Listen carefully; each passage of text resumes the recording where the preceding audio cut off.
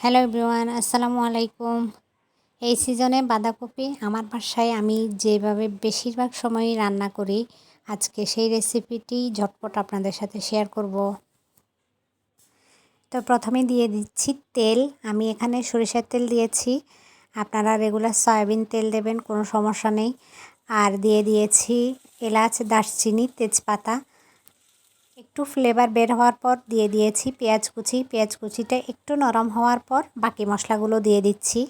তো এক এককে দিয়ে দিলাম আদা বাটা, রসুন বাটা, লবণ। আবার এগুলোকে খুব ভালো করে ভেজে নেব একটু কাঁচা গন্ধ যাওয়া পর্যন্ত। এবার দিয়ে দেব বাকি উপকরণগুলো। দিয়ে দিচ্ছি হলুদ, মরিচের গুঁড়া। এখানে মরিচের গুঁড়াটা হলুদের থেকে একটু বেশি দিয়েছি। তারপরে দিয়ে দিলাম জিরার গুঁড়া, ধনিয়া গুঁড়া।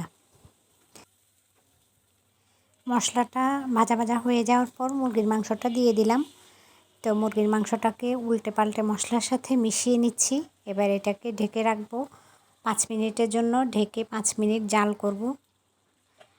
দেখতে পাচ্ছেন অনেকখানি পানি বের হয়ে গিয়েছে মুরগি থেকে। তো আমি এখানে সামান্য একটু পানি দিয়েছি, আর মুরগি থেকে যে পানিটা বের হয়েছে এই পানিতে আমার মুরগিটা সেদ্ধ হয়ে যাবে। তো আমার মুরগির মাংসটা কষানো হয়ে গিয়েছে। যতটুকু কষানো হয়েছে বাকিটা আমার বাঁধাকপির সাথে হয়ে আসবে। তো বাঁধাকপিটাকে আমি একটু বড় বড় করে কেটে ধুয়ে পানি ঝরিয়ে নিয়েছি। সবগুলো বাঁধাকপি দেওয়ার পর আমি ঢেকে দিয়েছিলাম। যখন একটু কমে আসছে ঢাকনাটা সরিয়ে নিয়েছি, আরেকবারের জন্য ঢাকনা দেইনি। একদম হাই হিটে রেখে উল্টে পাল্টে তাড়াতাড়ি করে নামিয়ে নেব। আপনি যত অল্প আঁচে রান্না করবেন বাঁধাকপি থেকে অনেক বেশি পানি বের হবে, আর বাঁধাকপিটাও খেতে তখন আর ভালো লাগে না। তো নামানোর আগে আমি ধনেপাতা, কাঁচামরিচ দিয়ে দিলাম। আপনারা ঝাল পছন্দ করলে বাঁধাকপির সাথে একসাথে কাঁচামরিচটা দিয়ে দেবেন।